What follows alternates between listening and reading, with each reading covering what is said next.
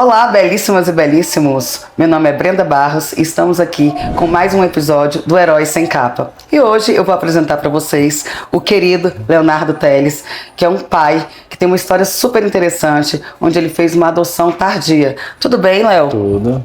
Como você tá? Tô bem, graças a Deus. Conta pra gente como que foi essa sua vontade de ser pai.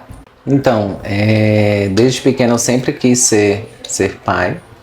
E na época eu tinha uns 13 para 14 anos mais ou menos, eu trabalhava em uma empresa de brinquedos.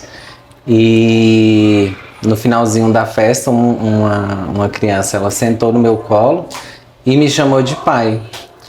E eu peguei e tinha prometido para ele que eu iria voltar para poder trazer um brinquedo para ele. Nisso você tinha quantos anos? Tinha 13, 14 mais ou menos. E já surgiu a vontade ali.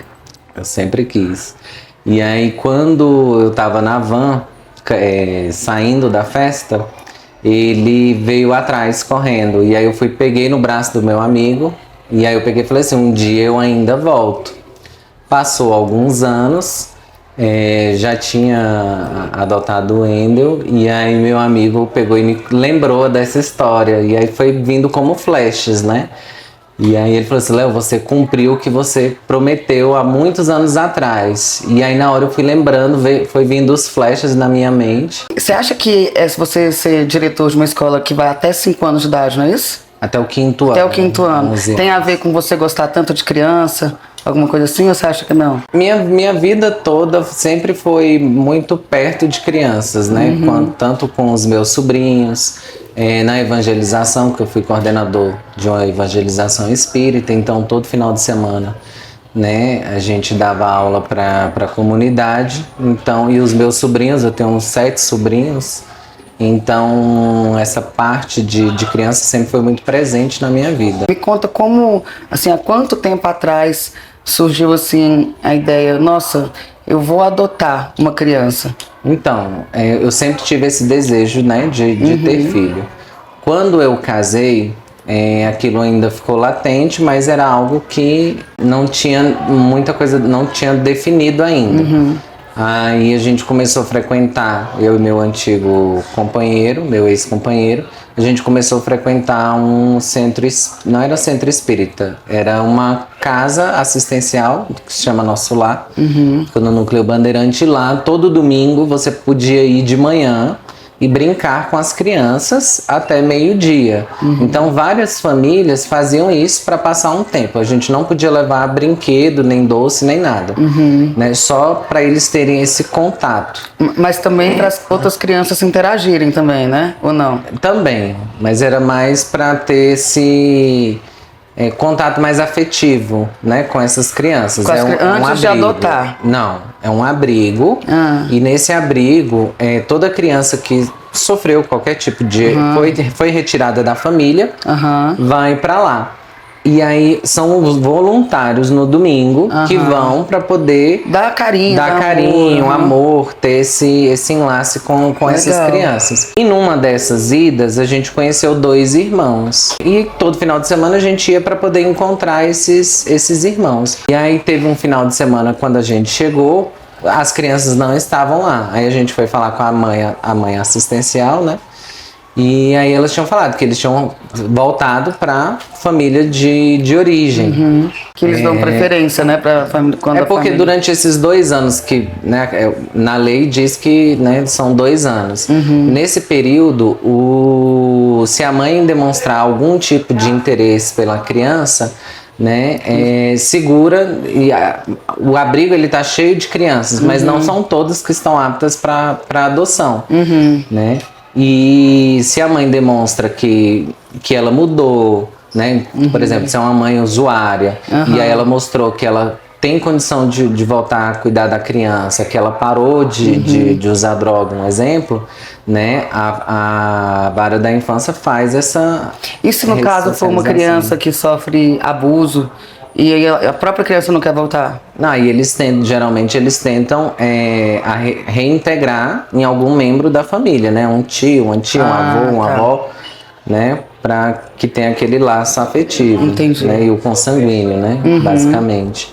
Nesse caso, se eles tentarem, né, essa reintegração da criança e não conseguir, aí tira-se o poder pátrio, né? Mas aí tem todo um processo. Foi o caso, por exemplo, do Ender, né? Teve essa questão de chegar lá e as crianças não estarem.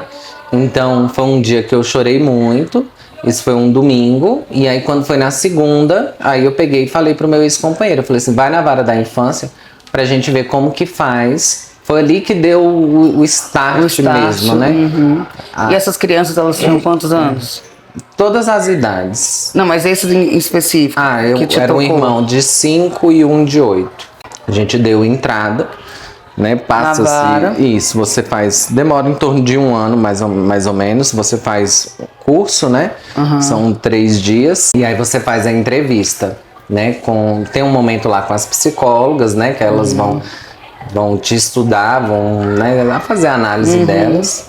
E aí, a partir disso, elas vão à nossa casa para poder Ver se tem condição. ver se tem condição, né? Onde que a criança será abrigada. Quando a gente fez essa primeira entrevista, na época meu pai, ele não sabia que ele era uma verdade velada, né? Ele sabia que eu era gay, mas ele não queria acreditar. Queria fingir que não sabia. Elas queriam que eu falasse para ele antes de dar prosseguimento. E o que tem a ver uma coisa com a outra? E aí, porque que acontece? Se hoje eu não tiver, vamos supor que eu morra, o Wendel, ele precisa ter uma rede de apoio. Então é preciso que estude para onde que ele vai. Entendi. Então ele precisa ter apoio dentro da minha família para caso aconteça alguma coisa comigo, né? Para que ele não volte para o abrigo. Então eles precisam ter todo esse. Entendi. E aí elas queriam, justo, elas chamaram minha mãe lá para poder conversar. E aí minha mãe falou que era inviável, porque ela já sabia que aquilo dali ia causar muitos problemas. E eu optei por não falar. Falei, não, quando eu adotar, né, a gente age da mesma forma, né, e não vamos contar pra ele, que no caso era meu pai. Mas sua mãe concordou com Minha você? mãe concordou. Aí, nesse período, eles negaram, né, justamente por conta do meu pai. Tá, né? mas nisso aí, o seu ex-companheiro, a família dele sabia? A família dele também não sabia. E aí, eles também investigam a família da outra pessoa Também, ou não? eles chegaram a ligar para a mãe dele. A família dele era família de testemunhas de Jeová, então ele, como ele tinha sido batizado, ele tinha que fazer uma escolha. Ou ele voltava para a família, né? Ou ele seguia a vida dele. E a mãe dele, né, gostava muito dele, ama muito, né? Ela chorava muito. Mas ela era ir contra Deus. Então ela optou ficar com Deus. E ele se afastou do pai e da mãe. Mas na época ele ainda tinha um pouquinho de contato. Eles chegaram a ligar para ela, né? Ela falou que não concordava. Né? Então, como tinha esses dois impasses, eles negaram. E vocês nessa época não pensaram, por exemplo, numa inseminação artificial, algo do tipo? Aí eu tenho uma grande amiga, a Ciara, né? Ela tinha proposto, né, fazer a barriga afetiva. E a gente tinha combinado que em dezembro nós iríamos, né, fazer a inseminação. A vara da infância me ligou, lá mais ou menos para outubro, perguntando se eu iria dar prosseguimento. Nisso eu tinha combinado com a minha amiga em dezembro, certo? Então eu falei que sim. Eles pediram um laudo médico, né, um psicológico. Na época eu pedi para a terapeuta que fazia acompanhamento comigo. E em dezembro o pessoal da vara da infância, eles foram lá em casa. E aí eles fizeram a entrevista com a gente, né? Conversaram com outros familiares, né? Com a minha irmã, perguntou se acontecesse alguma coisa comigo, se ela ficaria com o Wendel, perguntou pro meu irmão. Então eles foram atrás de outras redes de apoio. O processo continuou caminhando e quando foi em março, na sexta-feira, eles me ligaram e falaram assim, ó, parabéns, você tá na lista de espera, né? Porque você vai para uma lista nacional. Ah, então, tipo, depois de 6 meses que é aprovado, você vai para uma lista. Mas eu já tava há 3 anos. Há 3 anos. Sim. Aí foi quando você foi chamado, foi negado. Aí quando foi na sexta-feira, eu consegui entrar na lista. E nisso, a gente entrou na segunda, na sexta. Quando foi na segunda, eles me ligaram. Parabéns, rápido. temos uma criança. Nossa, rapidíssimo. Você tem 24 horas, né? Pra dizer se você quer ou não. Eles te ligam, espera, liga no outro Tá, no mas aí outro como é que dia. você tinha? Você tinha pedido a criança até 7 anos? Até 7.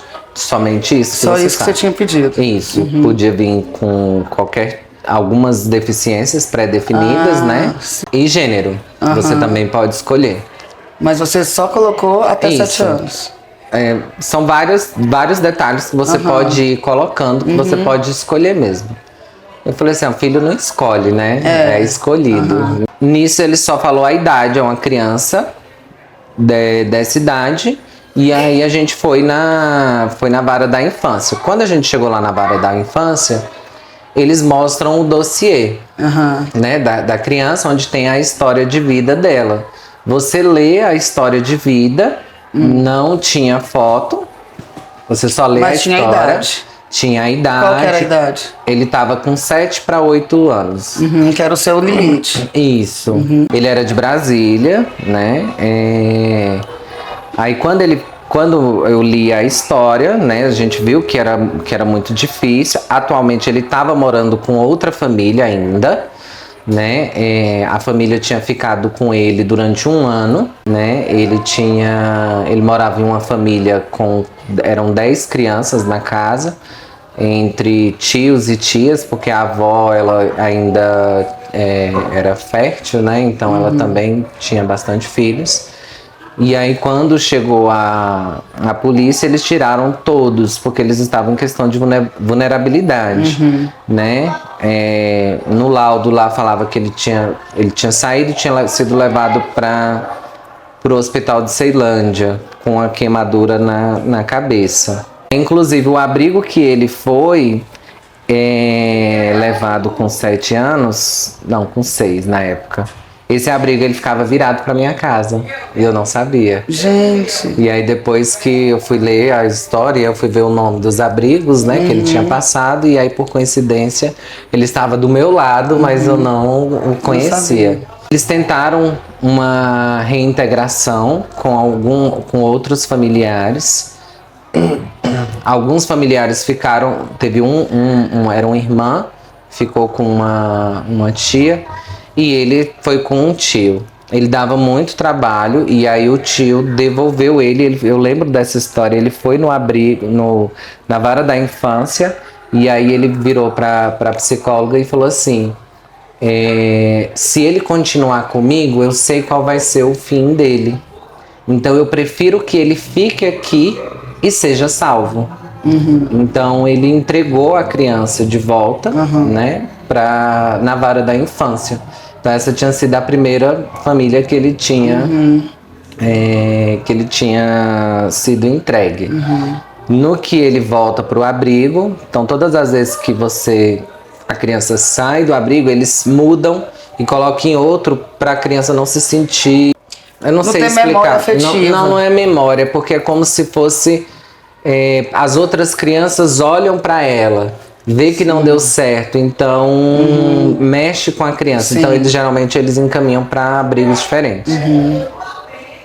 Eles levaram ele para outro abrigo.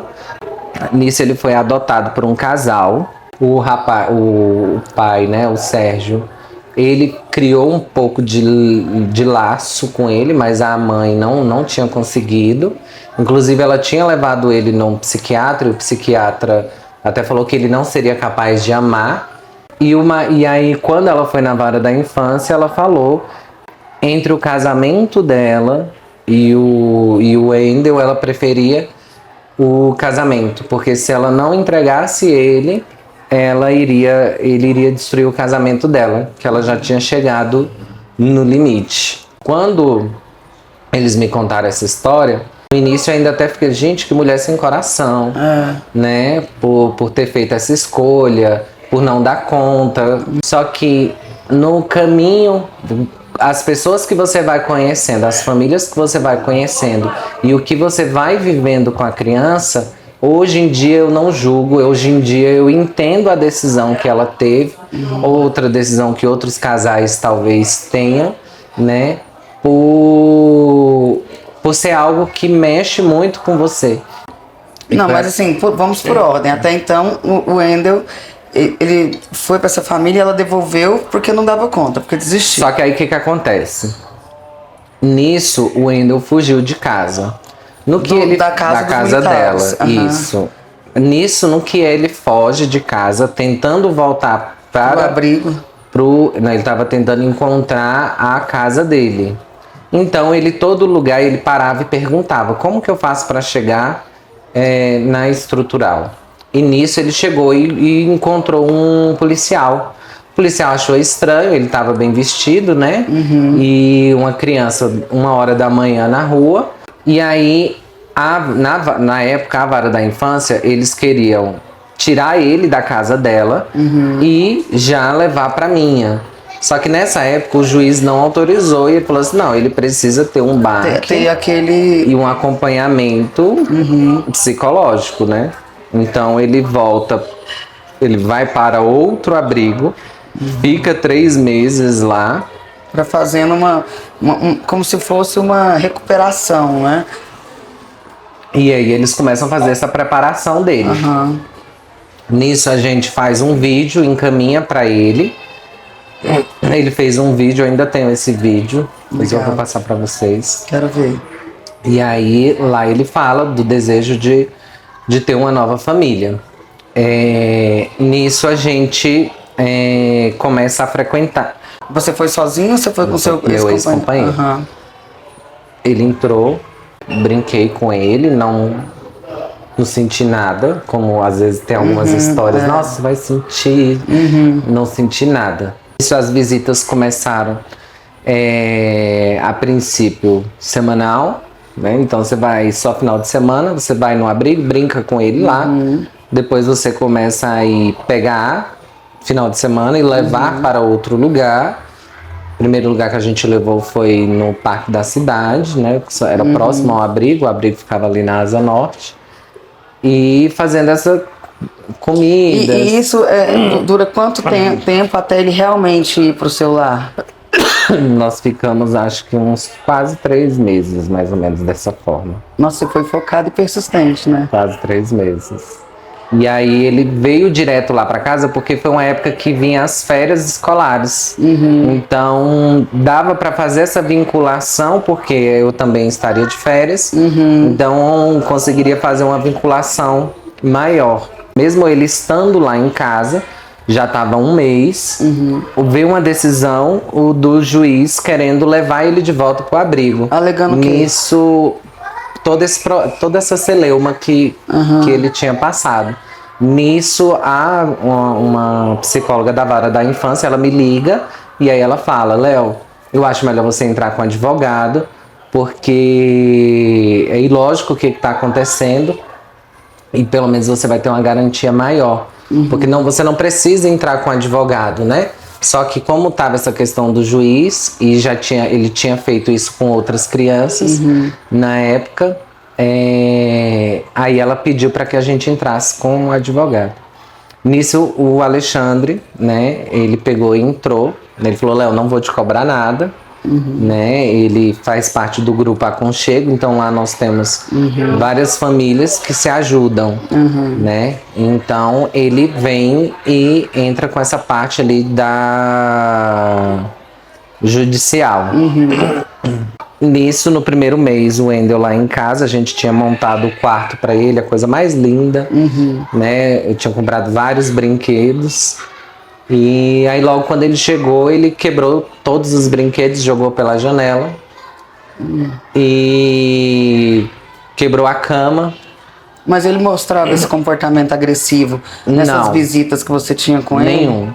Só que a psicóloga sempre falava: ele ainda não se mostrou. esse Wendel não é o que a gente conhece. Só que toda vez que eu chegava no abrigo, eles tinham os nomes, eles colocavam o nome de quem não se comportava. E então o nome dele era sempre o primeiro. Então ele não ia para passeio, porque era a forma de castigo, né? Então geralmente ele não participava desses eventos, porque sempre o nome dele estava lá. Então sempre, aí eu conversando com ele, nisso coloquei ele numa escola que era em torno de 20 minutos lá de casa.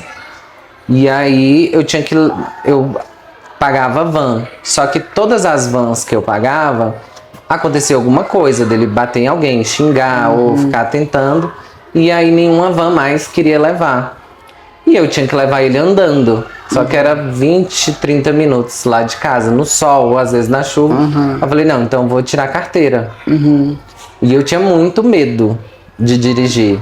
Mas eu falei assim, não tem escolha. Eu vou ter que tirar. Então eu ia, no primeiro dia eu lembro que o carro apagou. E eu falei, mas eu tenho que deixar ele na escola. Então eu vou. E aí, deixei ele, eu lembro desse primeiro dia que eu deixei ele na escola. Pra eu poder ir buscar. Então eu tirei a carteira, meu ex-companheiro tinha um carro, ficava com ele, né? E o seu ex-companheiro não poderia deixar ele na escola? Não, porque tudo sempre ficou mais nas minhas costas, né? E como eles não conseguiam criar essa vinculação, e ele também trabalhava no plano piloto, né? Então ficava mais complicado. Nesse período a gente conseguiu a licença, né? Eu ia tirar, mas como eu tinha visto que eles não tinham tido vinculação, eu falei assim, não, então tira a licença você, que aí fica 6 meses em casa, e vocês conseguem ter essa vinculação. É uma licença paterna. Só que é como se fosse a maternidade, só que para... Sim, mas e é 6 meses? Não era 4? 4, mas aí você pode prorrogar, né? Pelo órgão que ele trabalhava. E aí ele passou esses... Então essa licença é interessante, ela vale também para filhos adotivos. Vale. Aí tem alguns lugares que você precisa entrar na justiça, mas no carro, na época, né, pelo órgão que ele trabalhava, ela já era automática. Então, para mim, como eu teria que entrar ainda na justiça,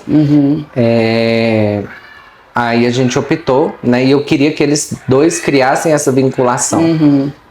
Só que assim, por muito tempo eu me culpava, porque eu queria que eles dois criassem uma vinculação. Então, todos os atritos, todos os conflitos que eles não conseguiam resolver, eu achava que era culpa minha. Que eu não estava sendo bom o suficiente para que eles dois pudessem se amar. Então eu forçava muito essa vinculação. Essa ligação dos dois. Nesse tempo, ele dava muito trabalho. Quando eu ia na casa da minha mãe também, né? Só que aí chegou um momento... Não, então a gente pulou uma parte, porque aí na parte da sua mãe, que ela aceitava, era o seu pai que não aceitava. Meu pai não, só que o que acontece? Pro meu pai eram 2 amigos que adotaram uma criança e até então... Ok, porque não tava... deixa ele aceitar o Isso. Só que o que acontece? Chegou um dia e o Wendel tinha chamado alguns meninos da rua que ele queria ir pra piscina lá na casa do meu pai. E nisso ele foi pra piscina e meu pai falou assim, não, você não vai entrar. E começou a xingá-lo, né? E como o Wendel aprontava muita coisa comigo, né? E de arranhar o carro, essas coisas, meu pai começou a ficar com raiva, xingou ele. Falou assim, por que você não volta de onde você veio? Você não é bem-vindo aqui. Começou a xingar. E eu tava sentado. No que eu comecei a ouvir, aí eu fui igual um leão. E aí eu fui e falei assim, não, você não vai falar isso pra ele, porque ele é meu filho. E aí foi onde eu tive a oportunidade. E outra, eu sou gay, casado, e ele é meu filho. Aí ele, então eu prefiro ver você morto. Ou bandido, eu não quero ter um filho assim. Nisso eu peguei o Wendel e fui embora e nunca mais voltei. Então, desde esse dia, tem mais ou menos 5 anos que eu não falo com meu pai. E isso, o Wendel já estava com você há quanto tempo? 1 ano, 2 anos, mais ou menos. E o Wendel aceitou essa situação de você ser gay? Como é que foi? Para ele, primeiro era a oportunidade que ele tinha para sair do abrigo. Quando ele chegou lá em casa, a princípio, para ele era tranquilo. Só que na escola, e como ele é muito falador, igual a mim, então ele contava que ele tinha sido adotado e tudo mais, e aí começaram algumas piadinhas e tudo. E aí, nesse início, que eu falei pra ele, não, você tem um pai, você tem uma mãe. Seu pai é Leonardo, porque o meu nome é Leonardo do meu ex também, então você não vai estar mentindo. E você fala o nome da sua mãe. Então, a princípio, eu tinha feito isso. Só que nisso, a psicóloga conversou comigo, ela falou assim, não, Léo, ele tem que falar a verdade. Nisso, eu comecei a conversar com ele, fui trabalhando isso na cabeça dele. Saí com outros casais que também tinham filhos adotivos, né? E eram casais gays, para que ele visse que aquilo dali fazia parte, né? Se sentir integrado, né? Isso. Nesse tempo, ele fazia acompanhamento também com uma psicóloga que se chama Soraya Pereira. E ela é referência no Brasil em questão de adoção. E ela conseguiu fazer esse fechamento com ele em relação à mãe muito bem, que e para ele era muito tranquilo no sentido de eu não posso voltar para minha mãe porque ela não consegue cuidar de mim, porque eu passava fome, porque ela não cuidava, ela me deixava sozinho. Então, para ele, ela conseguiu trabalhar muito bem esse desligamento. Chegou o momento que, quando a gente se separou, no momento da separação, aí eu fui questionar, eu falei, mas por que, né, disso? E aí ele falou assim, você precisa escolher, ou o Wendel ou eu.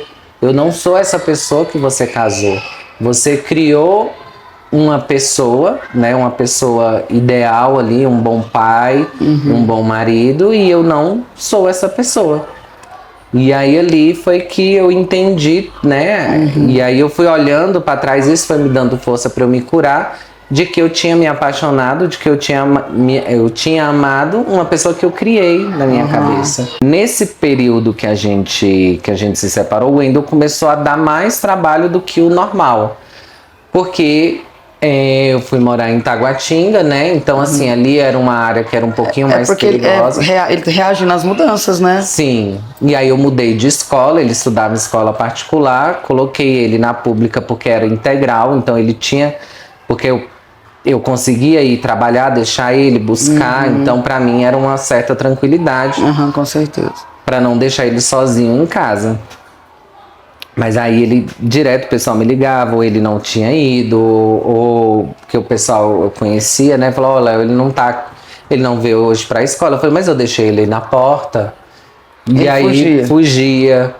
Chegou um tempo que aí aí eu comecei a achar estranho, porque quando eu ia, e eu chegava de serviço, saía pra poder rodar, não encontrava ele. Parei o carro, né? Na hora que eu parei o carro, veio uma mulher. E ela achou que eu tava comprando droga. E aí eu falei assim, não tô comprando. Eu só vim buscar meu filho, é aquele dali. E aí eu vi que ele tava metido, né, naquele meio. Peguei, fiquei rodando lá, vi quem era o rapaz que vendia. Eu peguei, entrei em contato com ele, peguei e falei bem assim, ó, tem como todas as vezes que meu filho aparecer aí e você dá uma surra nele, pra que ele não fique nesse lugar...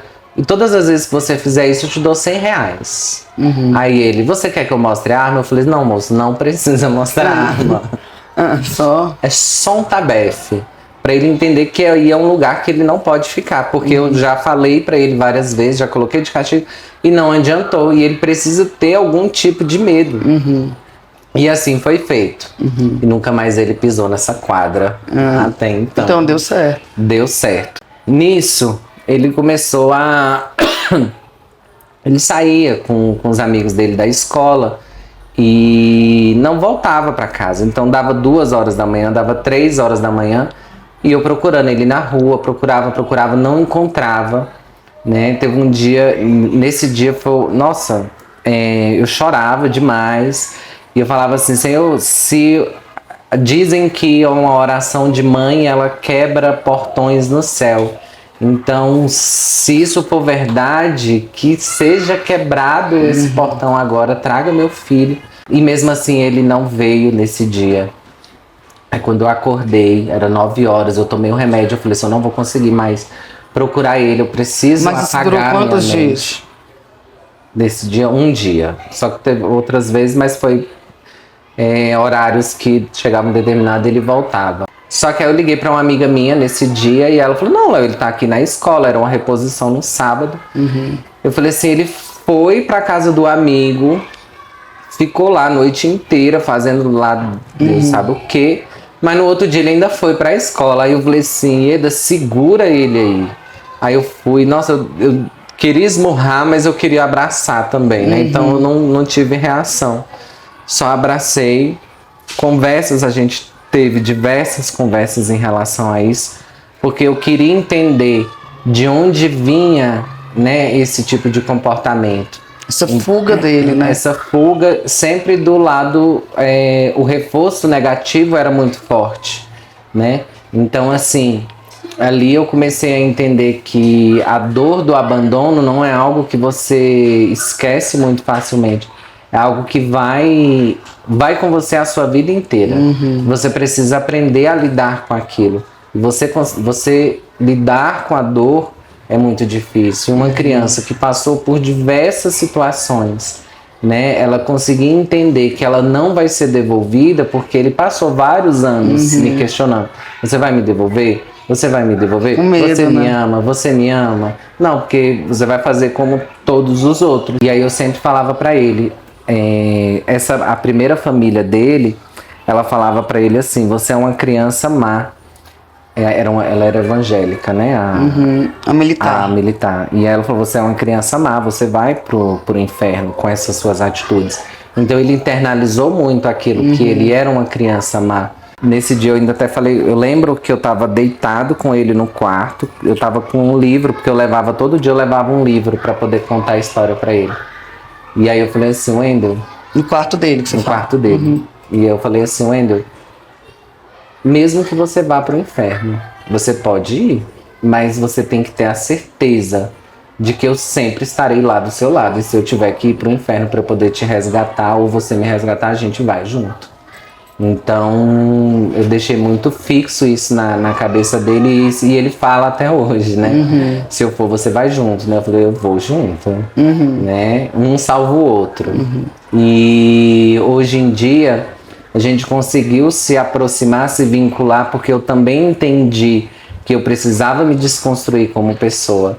Eu precisava entender que o amor que ele queria eu não conseguiria dar, né? Aquele amor puro de mãe, que ele é diferente, eu sei que ele é diferente. Eu amo muito, eu dou muito amor pra ele, mas eu ainda acho que ele que ainda não é o Que não suficiente, supre. que não supre. Você acha que Porque ele tem esse sentimento? Eu acho que todo mundo, quando você perde uma mãe, durante todo esse período, tudo que eu passei, tanto no término do casamento, porque ali eu me vi sozinho, né? Então, assim, eu não tinha aquela pessoa que eu tinha casado, eu não tinha a minha família, e ele... Era o seu porto seguro. Era o meu, só que na verdade ele também não era o meu porto seguro, porque você era tinha quem que me cuidar. agredia, né? Verbalmente e tudo mais. O seu filho te agredia? Não, com todas as coisas, né? De brigas e tudo mais. Então, nessa época, eu me vi numa situação de não ter ninguém. E pra mim, eu não conseguia devolver ele, porque eu não ia conseguir lidar com essa... Rejeição. Falta de você culpa. rejeitar. Eu não ia conseguir viver com essa culpa.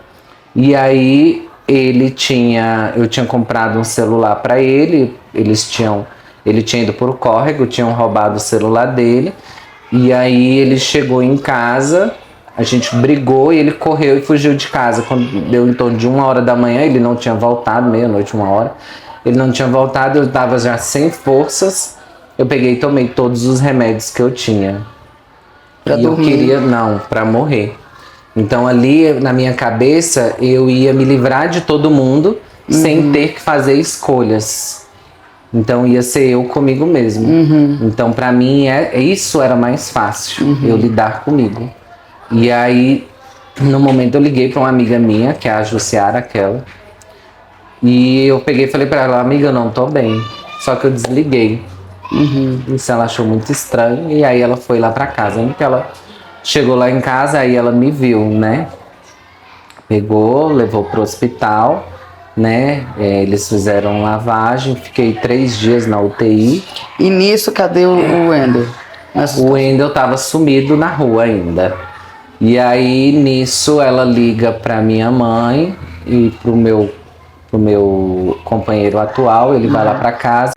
Chegou um momento que eu tava no fundo do poço e eu não podia ficar naquele fundo do poço porque eu precisava sair pra cuidar do Wendel. Porque eu sabia que se eu não saísse, o Wendel ia vir e ia cair nós 3. Então eu peguei e falei pra ele, eu falei assim, eu vou sair e eu vou levar você. E você não vai ficar junto dentro do poço. A gente vai sair junto e nós vamos cuidar do Wendel. E aí nisso ele cria esse vínculo afetivo com o Diego. Nisso eles criam uma vinculação muito forte, né? Então hoje o Diego, ele é a pessoa que mais me ajuda. A gente foi construindo esse amor. Então a partir daí a gente foi criando um vínculo afetivo. Eu, ele e o Wendel muito forte. Então, assim, ele é a pessoa que mais me ajuda, né? De levar o Wendel, igual hoje mais cedo ele mandou mensagem, lá hoje tem terapia, você quer que eu busque? Então eu mando o Wendel de Uber, ele traz. Então se você falar assim pro Wendel, você vai sair ou você quer ficar com o Diego? Não, pai, eu prefiro ficar com o Diego. Então eles se vincularam muito facilmente. Muito facilmente não, muito rapidamente. Foi fácil? Não foi. Porque o Wendel, ele precisou entender que o amor que eu tinha pelo Diego, ele não ia contra o amor dele, porque ele falava, pai, eu tô com ciúmes, eu não quero ele perto de você, eu não quero ele te abraçando. Eu fui mostrar pra ele, o amor que eu tenho por ele é diferente do amor que eu tenho por você. Então você precisa entender isso. Então aquilo dali a gente foi... E o fato dele entender a situação de vocês, de você ser gay, de você ter terminado, falar, não, Wendel, agora eu vou, o papai se apaixonou de novo. Como é que é essa situação? Não, nessa situação, assim, para ele foi um pouquinho complicado no início, porque ele ainda estava muito apegado no sentido da vida que ele tinha com outro pai. A parte afetiva, eles não tinham tido tanto vínculo, né? E até porque, assim, todas as vezes que ele ia para casa do pai, que era na sexta-feira, era uma semana que eu teria problema com ele na escola. Então eu sempre já falava pro pessoal, ó, essa semana ele vai pro pai, então isso vai reverberar durante a semana. Então pode acontecer alguma coisa, então todo mundo já sabia a semana que ele ia pro pai, porque ele falava assim... Mas se você ficar em casa, você vai se divertir, você quer se livrar de mim, você quer que eu vá pro meu pai para você ter um tempo para você, né? E você não vai ter tempo para você. Então ele não queria ir pro pai porque na cabeça dele, o fato dele pensar que eu ia ficar em com medo casa, de ser abandonado, né? Então ali é muito complicado. Até hoje em dia, da final de semana, para ele é um tormento. Ele ir para lá, porque lá é muito na rédea, horário para comer, horário para tudo, né? E aí, assim, para ele, eu poderia colocar horário para comer em casa? Poderia, entendeu? Só que ali eu entendi que quando ele chegou em casa, muitas coisas que são normais para as outras crianças, para ele não era. Então, o fato de você tomar um Danone que todo mundo toma, ele nunca tinha tomado. Então, várias questões alimentares ali, ele nunca tinha tido. Ele não tinha porque ele era privado. Quando vai pro abrigo, você tem a hora. Então, imagina, você almoça, você tem que esperar até tal hora para você comer algo. Depois você tem que esperar e naquela hora você já não come mais. Ninguém faz isso. Entendeu? Então, para ali eu sempre deixei muito aberto, até porque ele toma a medicação, que é a risperidona, e ela dá muita fome. Então, às vezes essa medicação serve para quê? Ela serve para controlar a mente dele. Então, ali a medicação é o que segura ele, porque quando ele chegou lá em casa, ele era assim, ele acordava 1h, ele dormia meia-noite, 1h da manhã, acordava 5h30, ligado no 360. Então, ele vinha pegar... E ele é hiperativo. Sim, então ele vinha, pegava na minha mão e ele falava assim, pai, olha aqui, o que tá acontecendo? Meu coração tá muito acelerado, minha mente tá acelerada, o que eu faço? Eu falava, eu não sei. Eu falei assim, vamos no médico. Foram vários médicos, teve um psiquiatra que eu fui. Ele virou pra mim e falou assim, olha, eu não me sinto apto a cuidar do seu filho. E eu falei assim, moço, se você... E eu fui muito sincero com ele. Eu falei, se você é médico, que estudou tanto tempo, se você não se sente capaz, e eu? O que eu vou fazer? Porque cada médico que eu levava, ele passava uma medicação a mais. E acabou que chegou um momento que ele ficou muito dopado. Eu falei assim, não, dopado, ele vai perder a essência. Eu preciso que controle uma medicação, né? E quais são os outros tratamentos que ele faz, assim, que você vê? Você já viu alguma melhora? Então, ele fazia psicopedagoga, né?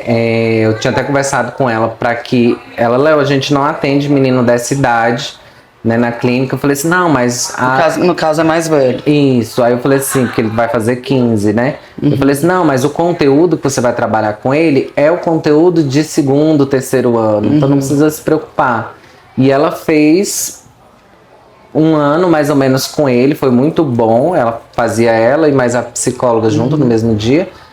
Mas aí ela saiu da clínica e ele não quis mais. E hoje, assim, hoje em dia, você vê... qual que é a mudança que você vê, assim, nele de comportamento, com todos esses tratamentos que você proporciona para ele? Então, hoje em dia, eu acho que o melhor tratamento que eu entendi que ele precisava, que todo mundo falava, Léo, faz isso, eu fazia, Léo, faz isso, leva ele, não, põe ele no judô, põe ele no futebol, ele vai gastar energia. E eu levava, vai pra igreja, vai pra isso, vai pra aquilo. Só que eu entendi que o maior remédio para ele seria o amor. Se ele entendesse que eu o amava incondicionalmente, aquilo dali poderia mudar. Mas hoje em dia é muito mais leve. Para mim foi assim, foram momentos muito pesados que eu tive com ele, mas eu também tive momentos de muita leveza.